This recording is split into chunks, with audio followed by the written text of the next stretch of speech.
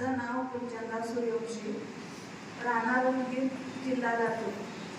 माझ्या मुलाचा ॲक्सिडेंट झाला होता, खूप भयानक झाला होता की डॉक्टरांनी त्याची गॅरंटीच दिली नव्हती 99%.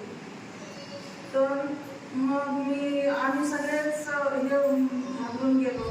शेवटी असं माझ्या जवळ बसलेल्या एक स्वामीबाई म्हणून आहेत त्या, त्यांनी मला नंबर दिला आणि मी महाराजांना फोन केला. महाराज मला बोलले व्यवस्थित फोनवर, माईक जवळ घ्या आणि मोठ्याने बोला. बोलले आणि मग मला इथं आणायला सांगितलं महाराजांनी. पण मी आणण्यासारखी त्याची हे नव्हती. ICU मध्ये होता, कोमात होता, तो 1 महिना कोमात होता.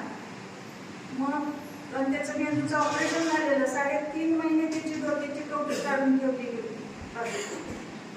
मग महाराज तिथं येतो म्हणून बोलले. महाराज आले, तिथे येऊन डोक्यावर हात ठेवून आशीर्वाद दिला आणि दुपारी 1-1:15च्या दरम्यान त्यांनी आशीर्वाद दिला.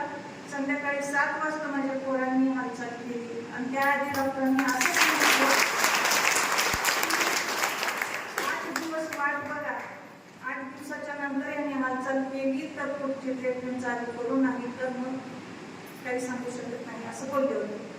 ज्या टायमाला महाराजांनी हात ठेवून आशीर्वाद दिला, दुपारी संध्याकाळी 7 वाजता पोरांनी हालचाल केली.